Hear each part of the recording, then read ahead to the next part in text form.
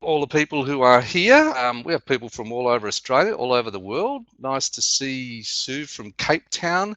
We've got some people from the US of A. Christopher up there. We've got Canada as well. Elizabeth is from Colorado. Joy Grace from Canada. Where else are people from? Let's just get a few, little bit more of an idea of where you're coming from and where you are and so on. Nora, I see you're here. From over in Sydney. Nice. It's, as I was just saying, it's mid-afternoon here in Perth. The sun has come out. Thank goodness. We had storms this morning. I was a little bit worried about whether we'd get the webinar happening. We've got Judy from Queensland, Alessandra from Italy. Excellent. Nice to see you. Helen from the UK and Sue from the UK. Good morning to you. Yeah, it's all kinds of times. We have people who it's evening at the moment and people who it's morning. It's really nice to see you here. Welcome, Russell. Welcome, Anne from Perth. Good to see you. All right, let's get through the formalities and get straight into this, because I've found that an hour, a bit over an hour, like I had to do these seminars, tends to be a really short time. So just the disclaimer, which you would already know, this is just for educational purposes. This is not medical advice at all. And whilst the energy techniques, and particularly the techniques I'm going to be using and hopefully demonstrating here, simple energy techniques and what I'm calling intention-based energy process, while those techniques have caused impressive results for a lot of people, they still must be considered experimental with no guaranteed outcome for any individual, i.e. you. Just because they worked a certain way for me or for somebody else that I talk about doesn't mean they'll work that way for you necessarily. And you have to agree to take full responsibility for your own physical and mental health. And particularly if you're dealing with mental health issues, consult your physician and or therapist about using these techniques before you go forward and launch into working on all your past traumas or whatever. Just a few housekeeping ground rules. For this webinar program, I need you to wear a headset if you decide that you want to speak to me. I will be taking live questions as we go, and the call is being recorded, and you already knew this, and by participating you give permission to being recorded. So if you're going to speak with me, which I will open it up a little bit later on for questions and answers, and also what I'm aiming to do is do a little bit of coaching with people on this perfectionism issue. So if you want to volunteer to do that, you will need a headset or headphones plugged in to avoid a nasty echo. That's it's a must-have. You know, we've had people try and bypass that in the past. It just doesn't work without a headset for this particular program. And if you know tapping already, you should already be tapping, and then you can tap along to gain benefits. And for anyone who's new to tapping, here is a reminder of the points. And essentially is just a simple process of stimulating acupressure points by tapping on them using your own fingers. So just take 2 fingers of your dominant hand and start by tapping on the eyebrow point, side of the eye, under the nose, under the lip, under the collarbone, under the arm, and so on the hand points on the side of the thumb, side of the index finger, middle finger, ring finger, little finger, and bottom of the hand. And any of those other points that you see in the diagram, you can tap on the top of the head and so on. And if you tap the whole time that we're doing this on these points, even if you know nothing about tapping, then you should get some benefit from doing that. Not the least being just because it's beneficial. We know that tapping releases endorphins. We know that tapping changes the brain chemistry and also the brain waves. And most people feel more relaxed when they do it. And because we're dealing with an issue which often causes a lot of stress and anxiety, doing that while focusing on those issues can do a lot more for you. So I'm just going to review some of the basics of our simple energy techniques, tapping, because a little bit different to EFT to those of you who are using EFT and who are coming into this webinar and you're not familiar with the way that we do it. So first of all, the tapping, just with the other types of tapping, EFT, emotional freedom techniques, you can tap in any order on either side of the body. You can focus on whatever you're aware of, whether it be thoughts, whether it be feelings, whether it be body sensations. And you can tap directly where you focus in on those problems, or you can tap indirectly just tapping. And if you just tap along the whole time and just mindfully accept and allow and notice whatever happens, then you're going to get a really good benefit from that if you are like most people. There's no guarantee that will happen for you, but most people find that after they've done a bit of tapping, and particularly we have a chance here to get an hour plus of tapping into your day. If you tap along, then you should get a reduction in your stress and an increase in your positive life energy and optimism and so on. So in general, we find the more tapping you do, the better results that you get. So Ev was saying the Cameron voice had disappeared and it hasn't happened for Rachel. So yeah, this is a challenge with technology. Some of you will have problems with that. Hopefully, if it drops out or whatever, we'll have the recording for you to be able to follow up with later. Right, so let's get into this topic of perfectionism. I want to just look at a couple of things here. First of all, let's get real clear. There is a positive version of perfectionism, and then there's a negative version of perfectionism. So, in terms of definitions, the Webster definition of the negative version of perfectionism is a disposition or a tendency to regard anything short of perfection as unacceptable. That's the version we're talking about here. We're not talking about that positive version where people get inspired to create and achieve and they focus on continuous improvement and they're always, it just keeps them motivated and up nights, working and so on. We're talking about the debilitating type of perfectionism, the negative perfectionism in this seminar, and that's the one I want to help you with. If you have the positive one, lucky you, keep going. So let's just let's look a little bit more deeply at this, and then we're going to go into that. And I'm aiming today to give you some ideas of how to treat this using tapping specifically, as in a focused way of approaching it with the tapping, and also using this new intention-based approach that I have discovered to release some of the emotional attachments that are behind your perfectionism and which are preventing you from being able to get on with things and get things done. So this is a Wikipedia definition, and it's actually quite interesting. It says in psychology, it's personality trait. So it's like, oh my goodness, oh no, it's kind of ground into you. Characterized by a striving for flawlessness, setting excessively high performance standards, overly critical self-evaluations and concerns about the evaluations of other people. And the key here is that when perfectionists don't reach their goals, they often fall into depression.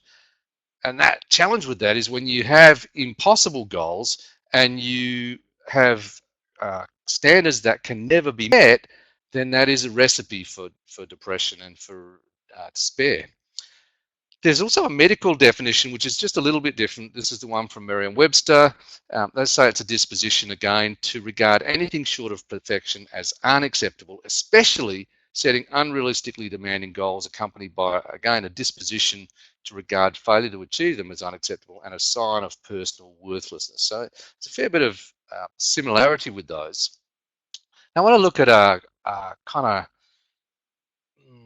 popular a person who's actually in the public eye quite a bit at the moment, Brené Brown, and what she says about perfectionism, she says it's a self-destructive and addictive belief system that fuels the primary thought, if I look perfect and do everything perfectly, I'll avoid or minimize the painful feelings of shame, judgment, and blame. And so she says essentially it's something that's got set up to try and avoid those feelings. And unfortunately, when you've got it, you end up feeling those kind of feelings all the time. So I just kind of was musing on this concept of perfectionism and just how pervasive it is in society, the need now for us all to have the perfect look. We've got to have, and therefore millions and billions of dollars are being spent now on being able to achieve that perfect look. And where that was more a thing for women in the past, in the last decade or so, it's become massively so for men who now also have to achieve the perfect look. In fact, there's some stuff I've seen recently saying that there's even more stuff targeting men in this way than there has ever been before, and in some cases, in certain areas, more towards men than women, because of course it's a growth market to make men feel bad about the way they look, so that they have to then improve it to make themselves into the perfect look, because if you have the perfect look, then you're going to be acceptable. And that look includes the perfect body, And it also includes having the perfect spiritual life. And so you've got to be out doing your yoga on the ends of, you know, ledges like this. And then, you know, we have these ideas about the perfect relationship, about what it's going to be like in a perfect relationship. And then, of course, in a lot of those relationships, you're going to aim to have the perfect baby. And then you're going to have the perfect family. Oh, my goodness. And what a recipe for. Who says, did I say the perfect hair for men? Rachel says, Um, no, well now, you know, the young guys, the perfect thing is to have the beard, you know, and it has to be the certain type of beard and so on. So, and these things are going to go in and out of fashion based on the dictates of, I don't know who stands to make money out of this stuff. And then, of course, we ultimately are going to have the perfect success. And, you know, there's the image I used for this thing, and it's kind of like, you know, what attracts people, this concept. You know, I must have seen a million of these pictures of people with their arms in the air, you know, of this concept. I'm going to feel so happy and excited with my success. I'm going to be throwing my arms up into the air, you know. And we sit there and we look on our computers at other people's perfect lives, because they only put the perfect parts of their lives, or most people do, on Facebook and those kinds of social media things. And behind that is the reality. You know, the reality that if you're going to exercise, it might cause a little bit of stress and a little bit of pain. And you know, if you're going to change your body, the reality is that we are all kinds of body types for all kinds of different reasons, and we can struggle with making the changes that we want to change to have the perfect body. And some of that is being on a treadmill, which says that we're only going to be acceptable when we are a certain size or weight or whatever. Exactly, Eric. So Eric is saying, you know, the perfect woman in Ruben's day was actually you know, someone like this. And those change with the dictates of time. So, but of course, everybody who wants to fit in now. And then there's the reality of the relationship, you know, behind closed doors. I was just watching, I don't know how, you know, they've had this silly 7-year switch show on, and I haven't watched the program. I've seen like 2 or 3 minutes through the ads over the time of this being on, and I was flicking channels last night and I saw a little portion of this, and I saw a bunch of people and they were talking about things, and you know, the therapists who've been dragged in to comment on this have said, oh, you know, here's a couple who have made the perfect transition. And I thought, wow, away from the cameras, I wonder what the reality is away from the cameras. The reality also in terms of success, and anyone who knows me is probably familiar with this quote. I'm just going to turn the temperature down here because for some reason, every time I do a webinar, I have this turned up a little bit too high, and I should have it turned right down low because I get revved up, and then I start getting steamy, and my glasses steam up. Um, Here's a guy who did an essay on the common denominator of success, Gray, and he was particularly looking in his industry, which is insurance at the time. But he says the successful person has the habit of doing the things which unsuccessful people don't like to do. They don't like doing them either necessarily, but their disliking is subordinated to the strength of their purpose. In other words, they have something which makes it meaningful. But the illusion a lot of people have is that the successful person is doing those things and they're actually finding it easy, that they're enjoying it, that they're inspired, that they're motivated. And that is rarely the case. You know, the very few people actually know about what goes on behind the curtain and the backstory and the amount of work that people often have to do to get to where they are, and the struggles and all those kinds of things.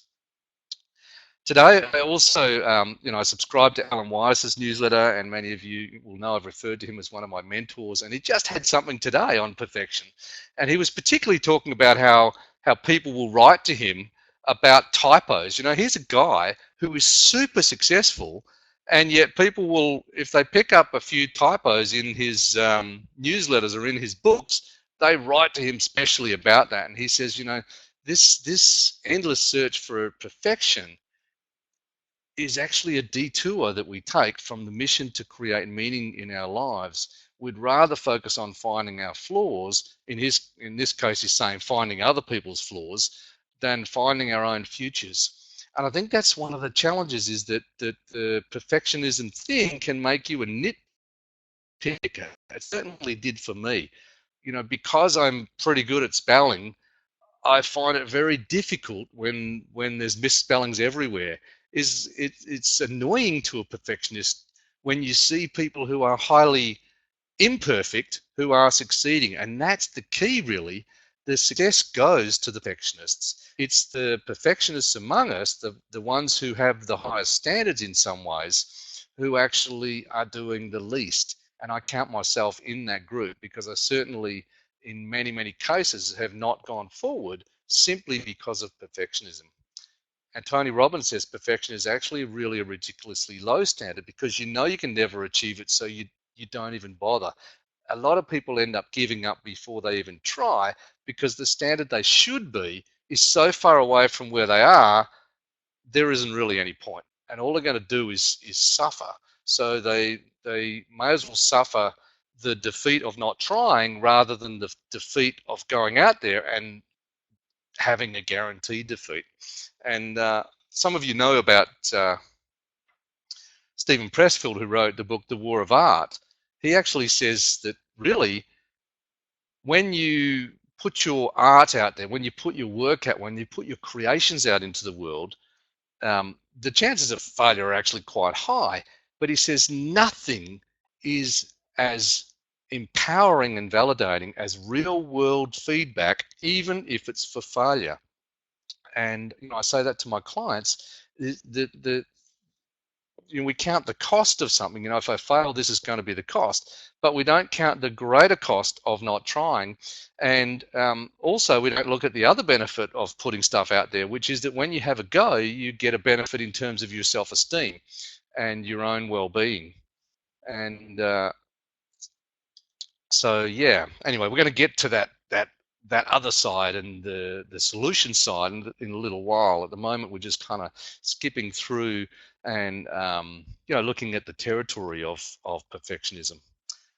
Carol Dweck, and I saw a bit of her presentation online. You can go and look at her stuff. She wrote a fantastic book called Mindset, which explains a little bit underneath perfectionism. And she talks in one of her YouTube videos about her own perfectionism. She said, I essentially had to start shrinking my world in order to maintain perfection, which is what perfectionism forces you to do. Because when you have to do really well whenever you make an effort, you're only going to make an effort on things that you already know that you can do really well, rather than trying on things that you might fail. And she says the reason that we do that is because we have what's called a fixed mindset.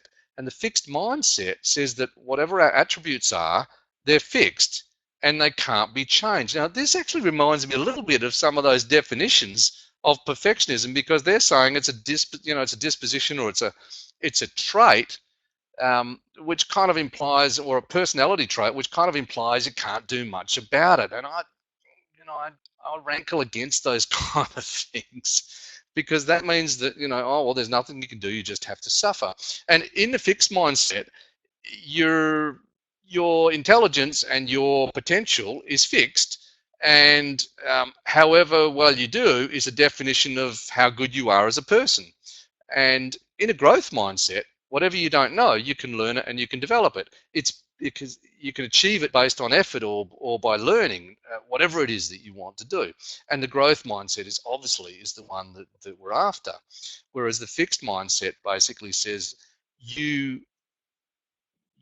your achievement is a measure of you as a person. And because who you are is fixed, then you're only going to perform according to how you are as a person. So if you have a failure, then you are a failure as a person. And that's why we don't try. And in this model, it's fascinating to think that she teaches that saying to someone, you're so clever, can be as detrimental as saying you're an idiot and you're stupid. Because if you tell someone you're so clever, then they learn to link their performance to who they are as a person. And in fact, when you reinforce kids this way, they take less risks in future, because they need to try and maintain their self-image as clever, And if they fail, they won't be showing how clever they are. So it's really just a very, very interesting book, and I recommend looking it up and finding out a little bit about this way of thinking. She says wanting to be perfect stops people from reaching their potential. Ultimately, it's the non-perfectionists who rule the world. It's implementation, execution, bringing stuff. You know what? A lady who I have her book, actually, I think it's in my other bookcase. She calls it shipping, putting stuff out there. You know, just sending out ships. And I love this quote from Isaac Asimov. And he wrote more than 500 books. Now, I didn't see all 500 of those books. I read, like you, if you know Isaac Asimov, you probably read the ones which did really well. You probably don't know very much about the ones which didn't sell very many copies and maybe weren't that good. But the reason why he got so much done and the reason why he got some really good stuff out there is that, like most people, if you write lots, some of it's going to be good and a lot of it is going to be mediocre and some of it is going to be terrible. But the stuff that's really good can, like it did in his case, make your career. So he says, I don't look back and regret or worry about what I have written. Oh my goodness. How much would we have got done, folks, if we were able to adopt this attitude? And what I'm learning is that you can. You can take stuff from the non-perfectionists in the world like Isaac Asimov, and you can start to apply them in your own life. But first of all, you've got to release your attachment to some of this other stuff, which I'm calling the BS, you know, the belief systems which are behind your perfectionism. So let me just skip down here to this slide where we're looking at, so, you know, if you go back to the definitions of perfectionism, underneath those definitions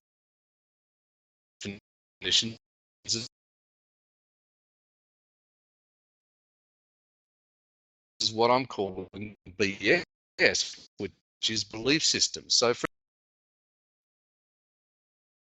and if you hold that particular belief, then you are not going to put out anything which shows you to be less of a person, rather than believing, for example, that your achievement is based on your amount of effort or what you've learned or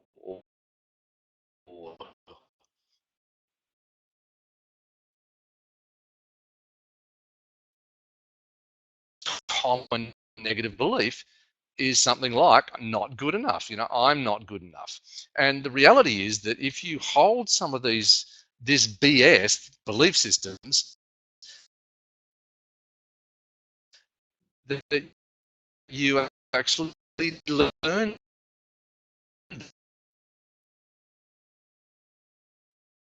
the kind of emotional roots of this perfectionism BS. So how do we identify this BS?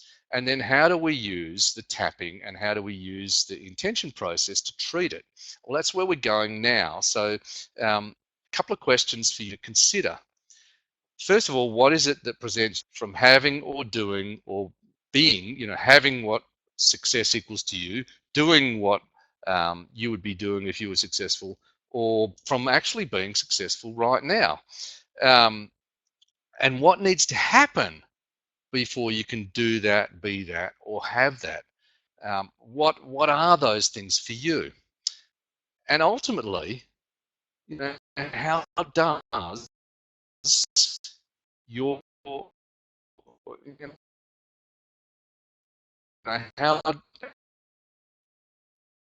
how do you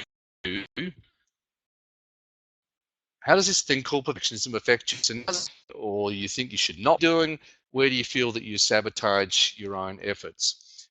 I've several people saying that the audio is coming and going. Can I just get a check in with other people just to see if okay, so Rachel says sounds really clear. Well, that's okay. You're in the same city as me, so that might not be an issue. Anne is in Perth too, aren't you? Nora's in Sydney. So Russell, all right. So we have enough people it's clear for. So again, this is technology. This is This is one of the challenges with technology.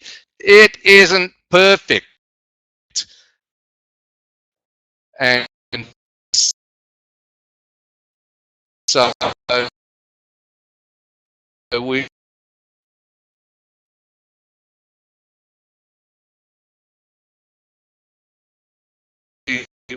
we're going to soldier on with what we've got, and ask them, just put them in the chat, and let's just find out what some of the issues are for the people that are in this group online.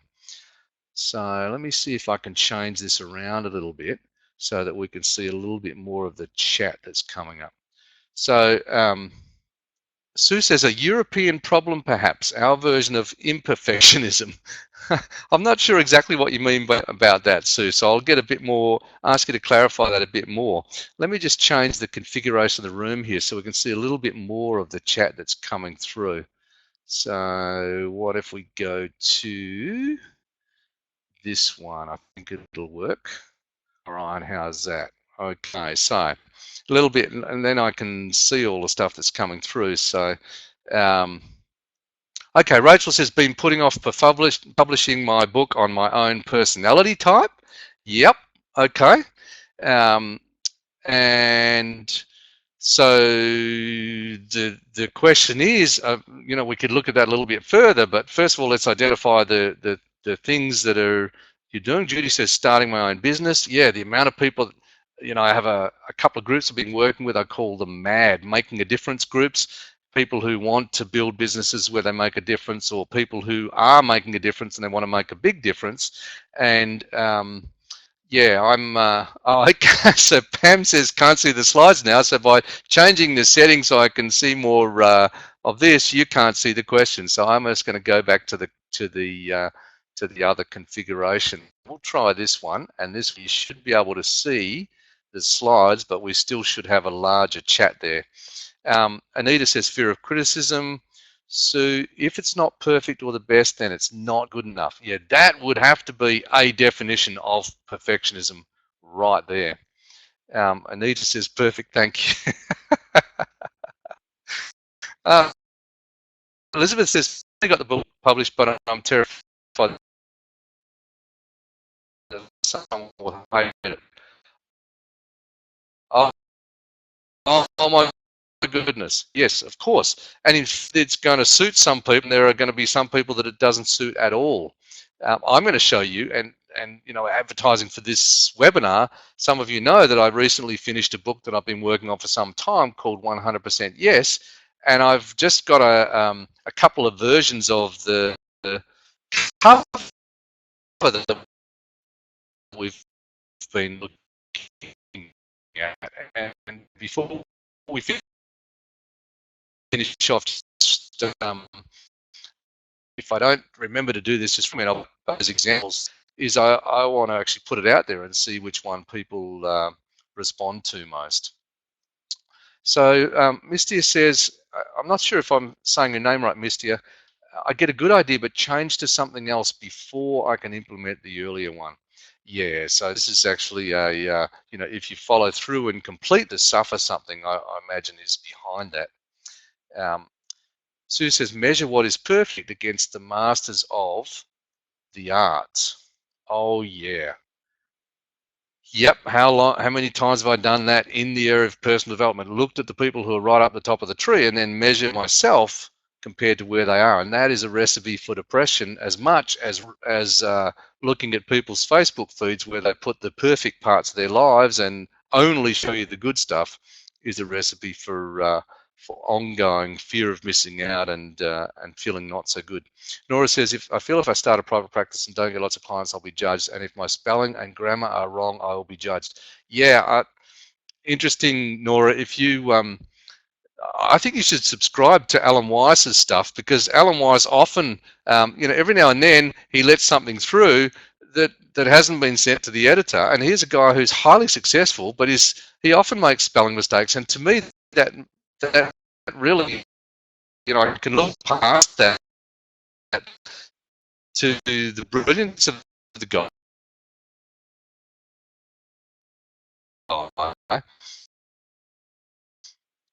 But My mind can't help stuff, but I ignore.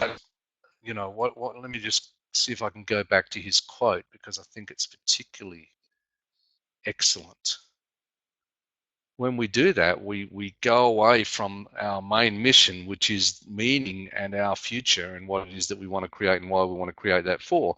So, for example, by over focusing on your own spelling and grammatical issues, you go completely away from the big picture of helping those clients, which, you know, perfect spelling isn't necessary to help those clients. Just, another person to have a look at is Robert Smith. He'll admit that he has dyslexia, and his written stuff, he misspells things all the time, but he's getting a lot of stuff done. He's getting a lot of stuff out there. All right, so let's just thank you very much for that. What I'm going to do is, in a moment, I'm going to ask some people to volunteer, and what I want to do is a little bit of coaching with you on some of this stuff. Can we get your slides? Yes, you can get access to the slides by coming and watching this thing any time. Putting them into a thing and sending it out to you, I can't guarantee that. I'll have a think about that after, and I'll let you know. But you can get access to the slides anytime by reviewing this presentation on the recording that I'm going to send you. All right, let me just go to this here, and I just want to. Where are we here? Okay, so to do this exercise or to do a little bit of coaching with you, I want to give you some guidelines. So here's some examples of perfectionism BS, I call it. These are the things that stand out when I was growing up, which I got drummed into my system by significant emotional training, let's say. So in my year 6 class, we had a motto that says, if you're going to do something, do it properly. And that got drummed into us, not just that we had to recite it every day and so on, but that particular teacher used to have a very loud voice, used to yell at people, used to throw the chalk and the duster, because they used chalk in those days. They throw the chalk and the duster at anybody that wasn't paying attention, would tip out your desk if it was looking messy, and all of those things to reinforce that message, but also to link pain to the opposite. So when I looked at my own perfectionism, I can trace some of it to learning in that class that if I don't know that I can do something properly, I'm going to be pretty wary of putting it out there because I might get yelled at or I might end up getting pain. The second statement is something that my dad wrote on one of my pieces of schoolwork in around the same time, grade 5, grade 6, grade 7 of primary school, we call it here, or elementary school, you would call it in the US. Good, better, best, never let it rest till your good is better and your better is best. Now, he meant that to motivate me, but at the time, it gave me a strong feeling of pain. And so I've actually had to do a fair bit of tapping on that particular memory. And some of you will be familiar with the last couple of statements. If it's worth doing, it's worth doing well. And practice makes perfect. And so this ongoing, relentless pursuit of perfectionism. When you look at these things, then you want to look at where you learned them. And we're going to use the tapping, and we're going to use my new intention process to some of these things that you learned and release some of the emotional attachments to them. So what is some of the perfectionism BS that you learned? And then we're going to use the tapping the intention process to that.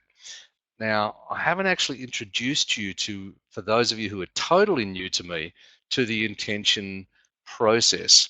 Let me just quickly do that, and then we'll open up this thing to question and answer, and we'll get our volunteers and we'll start doing some tapping on this stuff for you. So just hold that thought about what perfectionism BS you learned. And you may have had some of those same ones that I had, and you'll have your own specific stuff which is connected to those. This little intention process that I've learned recently is rests around a couple of core intention statements that you can use to release your own emotional attachments to particular events, problems, beliefs, thoughts, and so on. And also you can use to restore the energy flow in your body. Now, this is something that anyone who knows tapping knows, that if you tap on these points, you can release emotional attachment. So you can have a thought, and that thought upsets you because it has an emotional attachment. You do the tapping focused on that thought, and you can release the emotional attachment. Um, a consequence of the emotional attachment is a disturbance in body energy flow. So you might have a disturbance in your chest or your stomach or whatever when you focus on the problem. And when you do the tapping, it restores the energy to flow so that you can breathe better, or the energy feels good in that area. You don't feel that disturbance in the force. Well, you can use intention. You can use it with tapping, and you can use it without tapping to do the same thing. And these simple statements are continually astounding me with what they can do in terms of releasing attachments and restoring flow. So simply focusing the first statement on whatever you're emotionally upset by, or by definition, emotionally it has an emotional attachment, can release that attachment for you. And also focusing the second statement on wherever in the body that you have a disturbance in flow can often restore the energy flow to that area.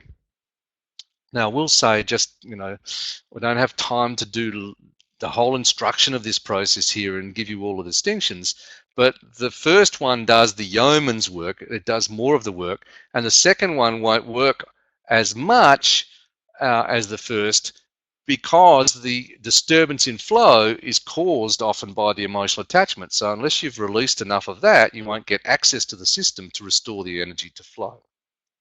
But sometimes you can just make the statement and it can cause a massive shift in the force. And it's very astounding. So what I'm going to do is I'm going to use this in combination with the tapping, and we're going to focus it on a couple of things. We're going to use it to release emotional attachments and restore energy flow disturbances caused by past traumas and hurts, such as where I learnt in my year 6 class through the application of pain that things have to be done right, and where I have the memory of that thing that my dad wrote back then. Going back on that, it was a hurt for me. It was a hurtful thing. He was meaning it to be a positive thing, but I experienced it as a hurt. So I went back on that with the tapping, and using the intention process, I was able to release the emotion attached with that, and able to fully see that that was actually a really positive thing from him, and not to have to feel it as a hurt, as I did. The other thing that you can use the tapping and the IEP on is future fantasies and projections. And this is the case with most perfectionism. When you think about doing that thing, the things that you have just put in the chat, writing the book, or starting the therapy practice, or putting your art out there, whatever it is, when you think about that, often you will project or fantasize about a failure. And this process can be used to release that emotional attached to that image or that thought, and bring you back to the reality, which is that hasn't actually happened, and it may not actually happen. And if it does happen, then you'll only have to deal with it then.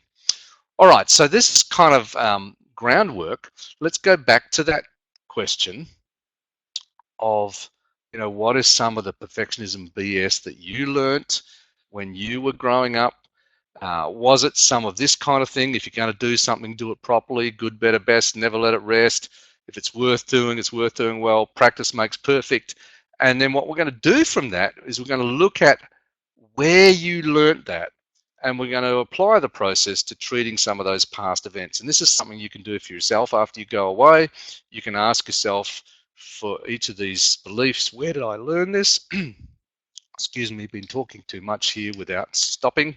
So just let me have a little beverage. Everybody's feel free to have your favorite beverage.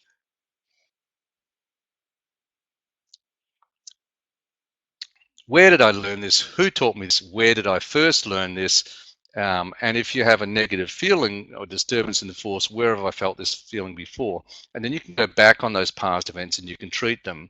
And the simple way to do that is using the tell the story, or the run the movie technique, where you go through what happened and you release your emotional attachments to the parts of that that are painful and hurtful.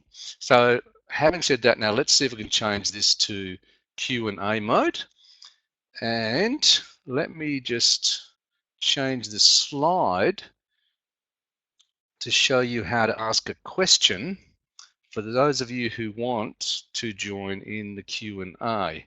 So if you want to ask a question, obviously you can type something in the chat. If you want to talk with me live, then you need to click now. This is not in the bottom corner of, well, it's the bottom right-hand corner now because we have a different configuration. Let me just go back to this other configuration because I like it better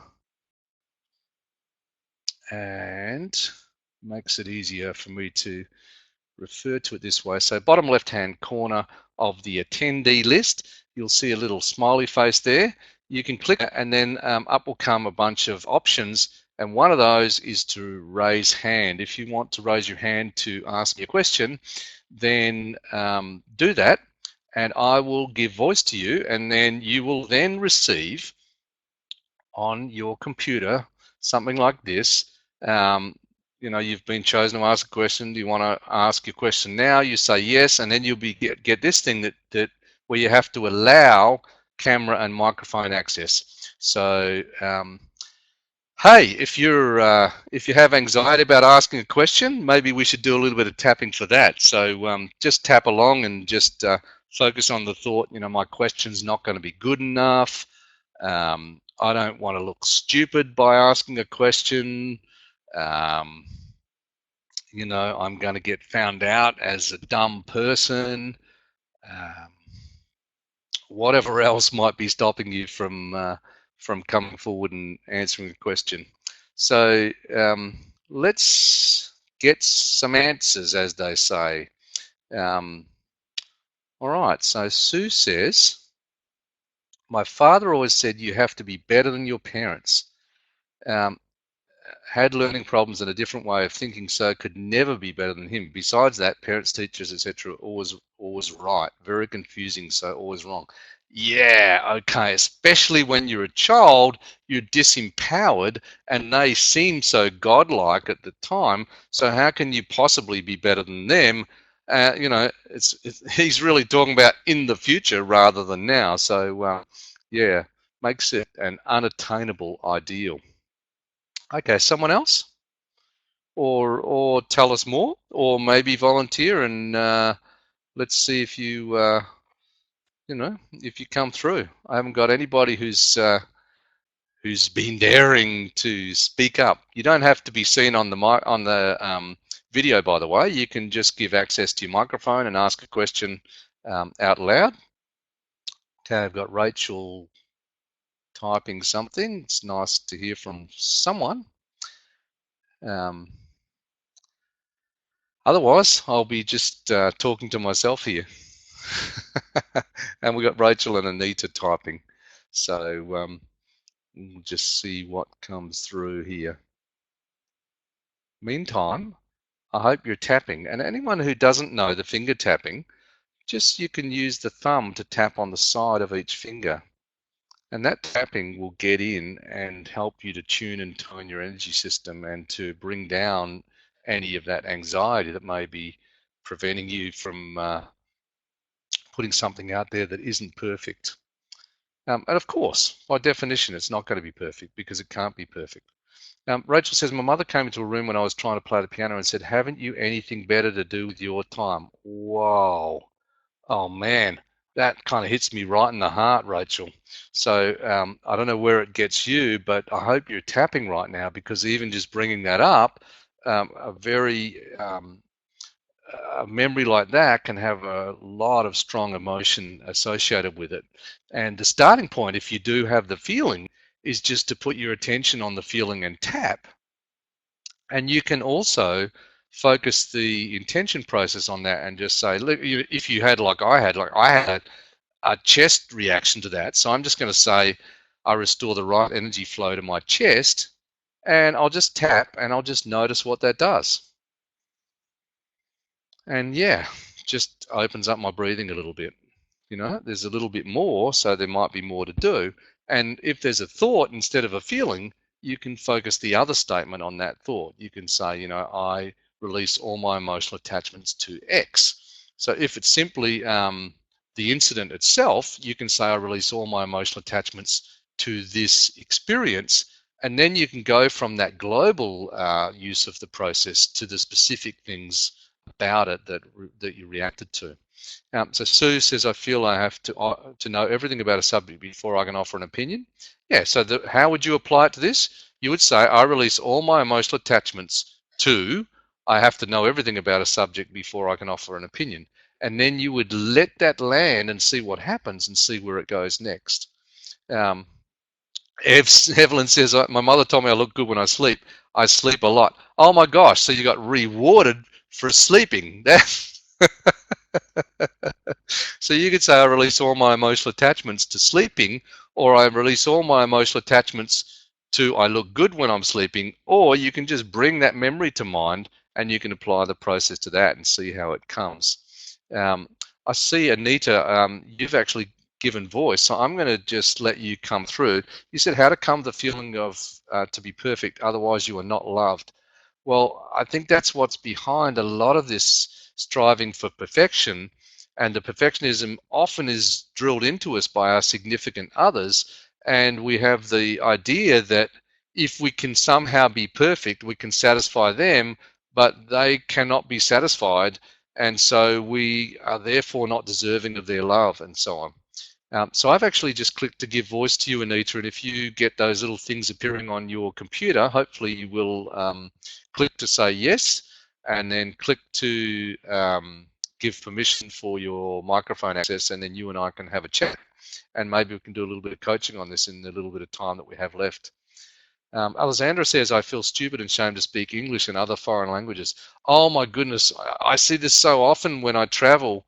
People are so concerned about their poor English, and I feel here I am knowing nothing of their language, and yet they are the ones who are in their own country apologizing to me for not knowing English. Um, yeah, it's a funny thing, but that is held by a lot of people from a lot of countries, people who don't speak English, because English has become the default language of the world for some reason, that most people think that they should have to know English, and therefore if you don't know it, then you can feel bad. Um, but feeling bad is extra, because not all of those other people are going to hold you to the high standard that you hold yourself.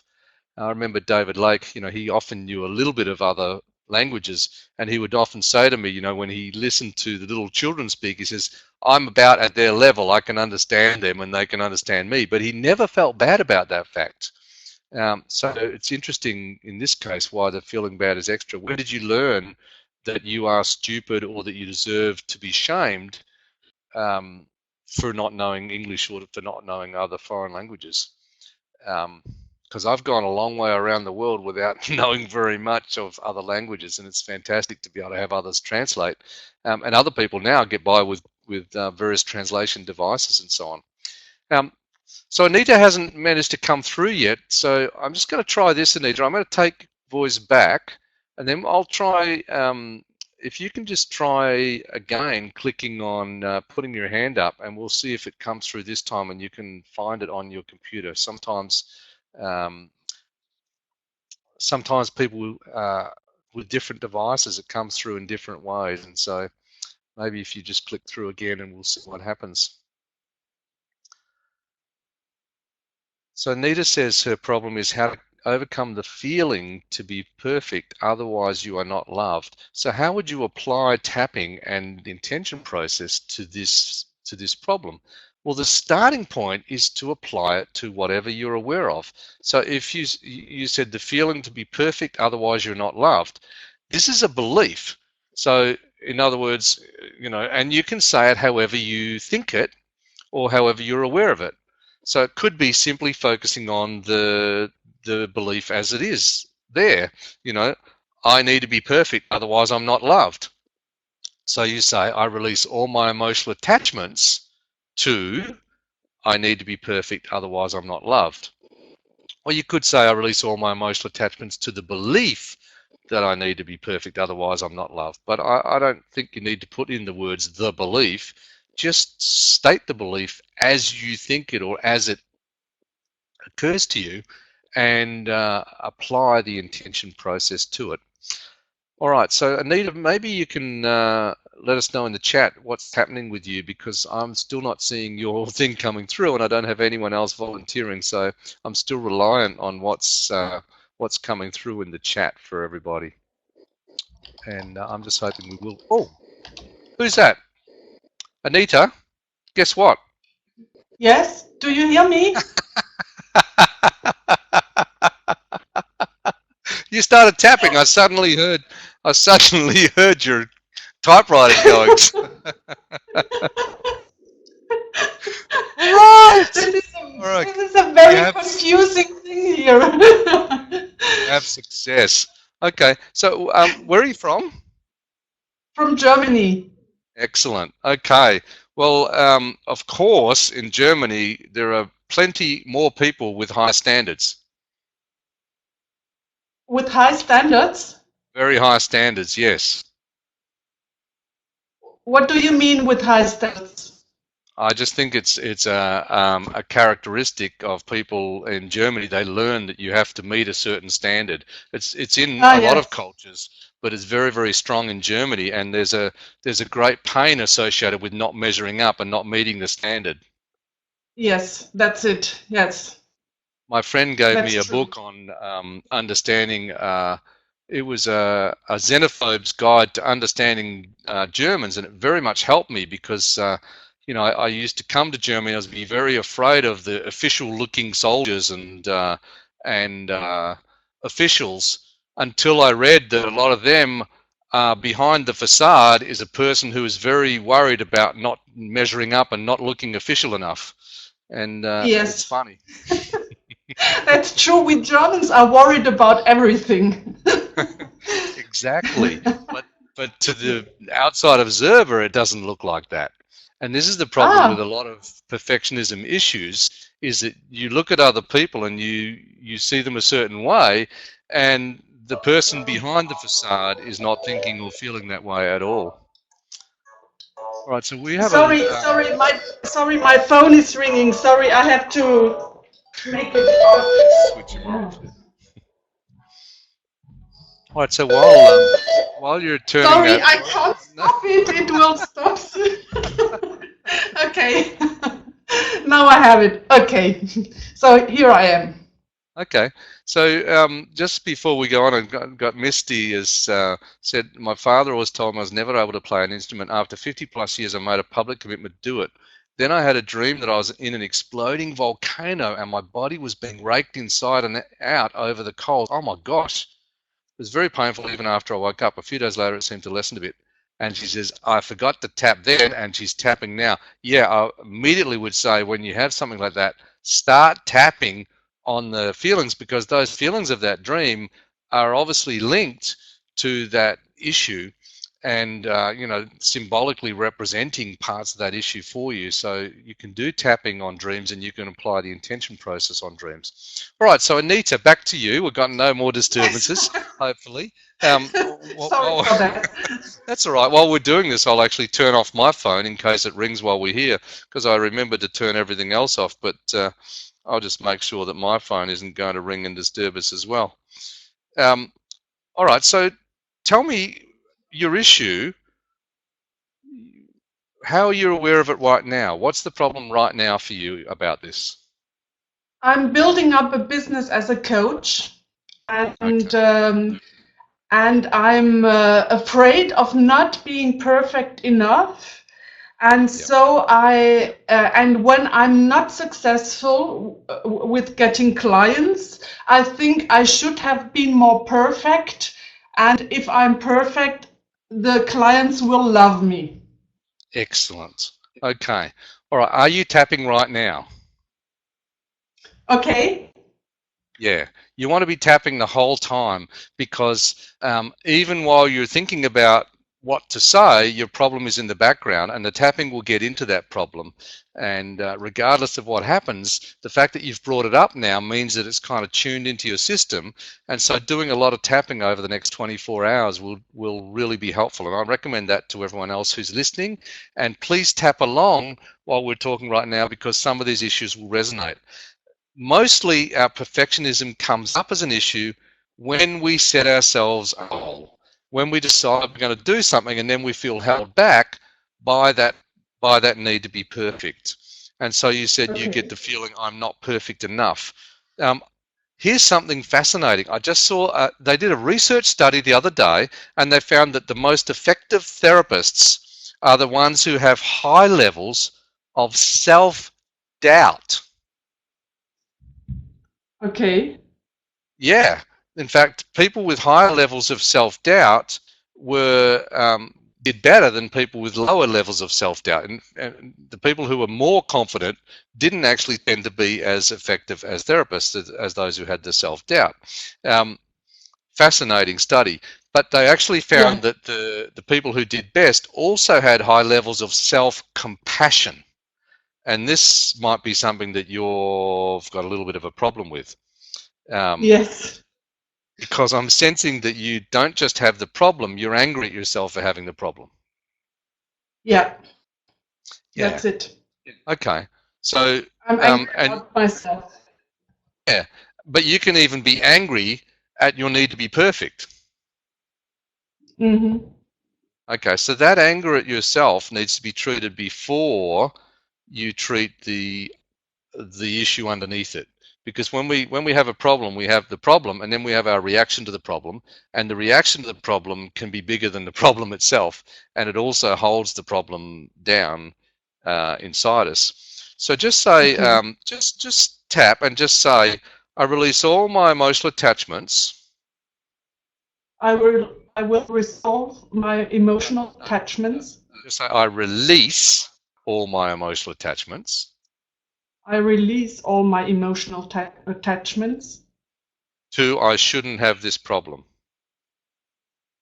To I shouldn't have this problem.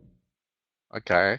And that's very broad, but we're just going to tap and we're just going to notice what happens. So just keep tapping and tell me what thought or feeling comes up next. Okay.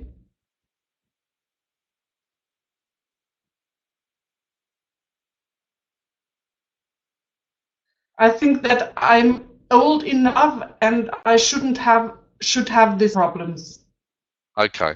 So yeah, at your age, you should be way beyond this. You should be much more perfect by now. Is Can that you right? repeat, please? Yeah. So you are saying that because you're old enough, you shouldn't have this problem, yeah? Yes. Yes. Okay. So each thing that comes next, you apply the same intention process to that and also apply the tapping to it. So what I'm going to do just to help everybody is I'm going to put the intention statements up again just as a little reminder. So the first statement is now on the screen. I release all my emotional attachments to this. In this case, it's another thought, okay? So you say, I release all my emotional attachments to, I'm old enough, I shouldn't have this problem. Okay. Shall I repeat? Yes, please. I release all my emotional attachments to my age. Okay. Can I say that? Yeah. Yeah. As long as you know what you're focusing on and that's the issue, yeah? Okay. And just notice what comes next.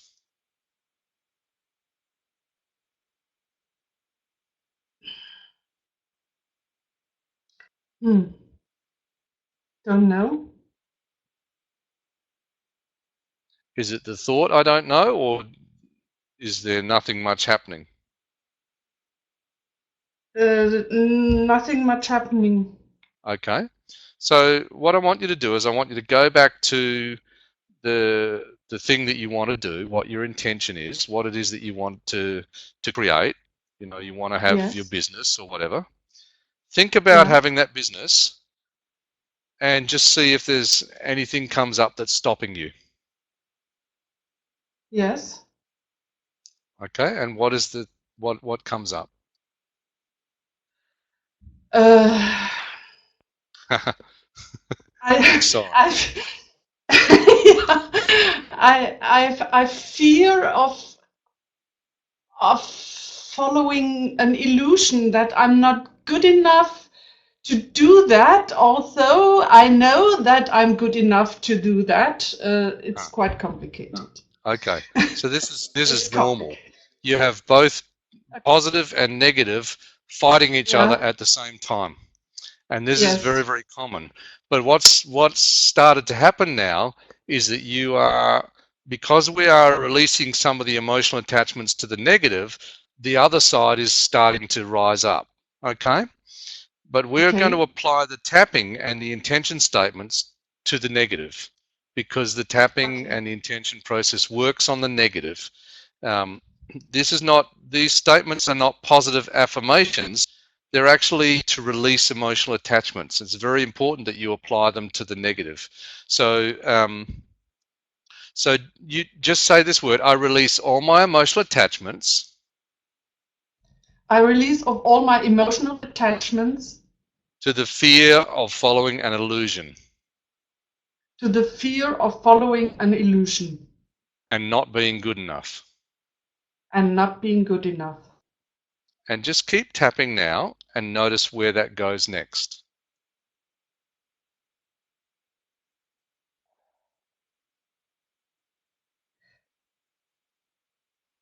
I've I've tried so much Yep. and I did so much in my life, and now I think I do what I always wanted to do, and I'm sad that I have these blocks.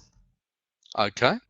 And when you say you're sad, where do you feel that in your body? Below my throat. Okay. So now I want you to put your attention on that feeling and just say, I restore the right energy flow I restore the right energy flow to below my throat. to below my throat. And just tap and notice what happens. I can breathe better. Yeah. Okay. So this is what we've done is, by releasing some of those attachments to some of these beliefs, we've opened up the capacity to be able to access that energy flow, and the statement is working to help restore this. This is actually you giving a direction to your unconscious mind to release attachments and restore your energy back to flow. So put your attention back on that feeling and notice, is there still some feeling there? Has it moved? Has it changed? How is it now? It is um, it is still there in the background, but it's like a little wave. It's light. It's I don't know the English word. It's not heavy. It's easy. It's flowing. Okay. All right. So my experience is that when the feeling is flowing, then we're able to flow. When we think about moving and we get a bad feeling, then we have trouble moving because our energy is disturbed. And when we're Yes. in the flow internally, then we can flow with what's happening outside and where we need to go. So go back now and think about what you want to do in terms of your business, Okay. and just notice what happens. I I have more courage now to. I think I will be able to do it. Okay. So because we've done a bit of work on releasing some of the negative attachments, now those positive thoughts and feelings which were always there are able to come up. But if there's still some disturbance, then we continue to apply this until the feeling is really clear. Does that make sense? Yes. All right. Yes, it So makes sense. there's a bit more. There's probably more we could do with this, but thank you very much for volunteering. And I'll just ask you to switch off your uh, to switch that off now, so that. What can I do? Thank you a lot, Steve. No worries. Thank you. I just think I can do it for you. Turn voice off. No, you have to do it. Either that, for Okay, some what reason, can I it, what can I do? you just have to. You just have to sit very quietly. And what if phone rings? Then you're going to muck it up for everybody else, and we'll call you bad names, and then you can feel like a bad person. No, And I will shut down and come back, okay? yeah, and you're okay. No worries. We only have a few minutes, so if you just sit quietly, I'm sure it'll be not a problem, and I'll let you know if I start hearing you. Okay. It's just that Okay, thank you. it won't let me turn off your voice here, so I don't want to get rid of you completely. So let's just leave that. It says here mute the phone. Anant is saying mute the phone, but that's something that you would need to do for yourself. So let me click here on this, and then I'll go take voice back. Okay, so it should have worked now. Alrighty, so I wanted to give everybody a bit of an idea, and thank you, Rachel, because you're, of course, my person who uses Click Webinar, who knows what to do in this system. So by returning to listen only mode, that means that no one else can speak except me. So thank you, Rachel. You're a gem. It's fantastic to have you here. So what we're doing here is we're going back and we're identifying the negative beliefs, and ultimately we want to go back and treat where we learned those. Now, we didn't actually do this with Anita. We simply worked on the beliefs as she was aware of them, and by using those statements to release some of the attachments, she was able to release some of the feeling and restore her energy back to flow. But ultimately, in some of these cases, you won't be able to treat the belief unless you go back to the past events where you learned that. So for your negative beliefs, it can be helpful to say, where did I learn this? Who taught me this? Where did I first learn this? And if you have a negative feeling, where have I felt this feeling before? And then sit with that for a moment until you see what comes up. It isn't necessary to know the past events to be able to treat issues, even though a lot of EFTers are very fond of working on past events, and Gary Craig used to say it's the only way kind of thing. You can work with whatever you're aware of, and you can follow that, but going to past events, if you are aware of them, can be a very good way of getting a lot of leverage on those those negative beliefs, because those past events have a lot of emotion attached to them, and that's how you got attached to that belief emotionally. And it isn't the belief that's the problem, it isn't the thought that's the problem, it's the emotional attachment to the belief or thought that's the problem. And so when you go back to where you learnt that, you're going back to the emotional roots of that and releasing them by applying tapping and applying the intention process to those past memories. All right, well, we only have a few minutes, and apart from doing that work, which is working on the negative, working on the negative beliefs, the blocking beliefs, the perfectionistic thoughts, the negative feelings that are getting in the way of your success, it also helps to develop some what I'm calling imperfectionist beliefs. I don't even know if there is such a word as imperfectionist, but since this is an overcoming perfectionism webinar, I'm allowed to use it. And these are some of them. Instead of practice makes perfect, practice makes progress. Instead of practice makes perfect or having to achieve perfection, some of you will have seen these statements. Perfection is the enemy of progress, and the perfect is the enemy of the good. When I was I think it was at university in an English class, one of the people there gave me this statement. I've held on to it for years. A lot of people want to write things, they want to write them perfectly. And she said, get it written, then get it right.